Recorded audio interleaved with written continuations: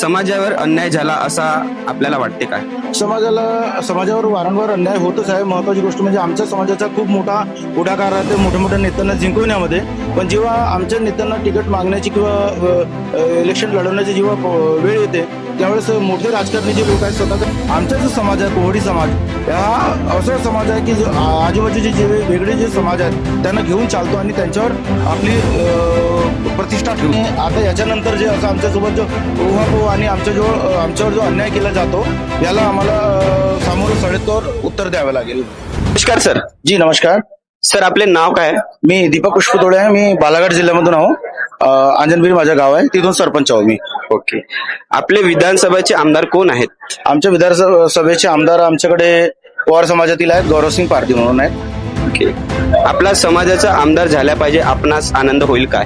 हो, आम्हाला खूप आनंद होईल. पण महत्वाची गोष्ट म्हणजे आम्ही बालाघाट असल्यामुळे तिथं आमचा जो समाज जो आहे तो कमी प्रमाणात आहे. पण आम्हाला असं वाटतं की कुठेतरी भंडाऱ्यामध्ये साकोली आहे किंवा आसपास जेवढं मोरगाव अर्जुनी आहे, सळक अर्जुनी आहे, इथं आमच्या कोहडी समाजाचे आमदार असायला पाहिजे. कोणत्याही पक्षाचे असो, आम्हाला बोट धरायला आवश्यक राहते कोणत्याही कामानिमित्तानं.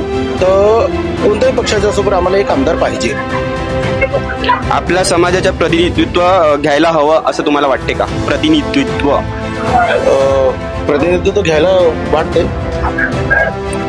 समाजावर अन्याय झाला असा आपल्याला वाटते काय? समाजावर वारंवार अन्याय होतच आहे. महत्वाची गोष्ट म्हणजे आमच्या समाजाचा खूप मोठा पुढाकार आहे मोठ्या मोठ्या नेत्यांना जिंकवण्यामध्ये.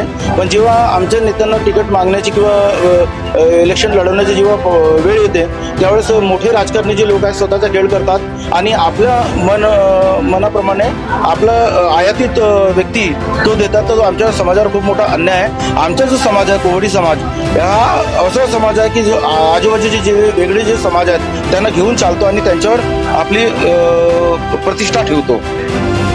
आज जो कार्यक्रम झाला तो संघटित होण्याच्या दृष्टिकोनातून झाला की आमचा जो कोहडी समाज आज संघटित होण्याचा प्रयत्न करत आहे. आणि आता याच्यानंतर जे असं आमच्यासोबत जो उहापोह आणि आमच्यावर जो अन्याय केला जातो याला आम्हाला सामोरं सडेतोड उत्तर द्यावं लागेल. संघटित होण्याची गरज काय वाटत आहे तुम्हाला? संघटित होणे हे आवश्यक आहे. प्रत्येक समाज आपल्या आपल्या पद्धतीने संघटित होत आहे आणि आपल्यासाठी अधिकारासाठी लढत आहे. छोटे छोटे समाज, तर आमचा जर समाज एवढा मोठा 2 लोकसभेमध्ये आणि 7 विधानसभेमध्ये आहे इथं महाराष्ट्रामध्ये, तर कुठे ना कुठे आम्हालाही संघटित होऊन आपलं वर्चस्व निर्माण करणे आवश्यक आहे. संघटित झाल्यावर जो अन्याय झाला त्याचा तोडगा निघेल का असं तुम्हाला वाटते? हो, लोक संघटित जर झाले आणि आपली वर्चस्व दाखवलं, आपली बाजू दाखवली तर संघटनेमध्ये खूप मोठी शक्ती आहे. तर तोडगा निघेलच, नक्की निघेल. ज्या समाजाने पूर्ण देशात भंडारा जिल्ह्यात तलाव जिल्हा म्हणून नाव लौकिक मिळवला, अशा समाजावर अन्याय करणारे प्रतिनिधित्व तुम्हाला भविष्यात चालतील काय? अन्याय करणारे प्रतिनिधित्व आम्हाला चालणार नाही. कारण आमचा जो समाज आहे हा तुम्हाला माहीत असेल की हा निसर्गप्रेमी आहे. तलाव बांधणे, झाडं लावणे, निसर्गाचे रक्षण करणे. तर त्यामुळेच आम्हाला असं वाटतं की आमचा जो समाज आहे आमच्यावर जो अन्याय जो करेल आम्ही त्याला कधी खपवून घेणार नाही.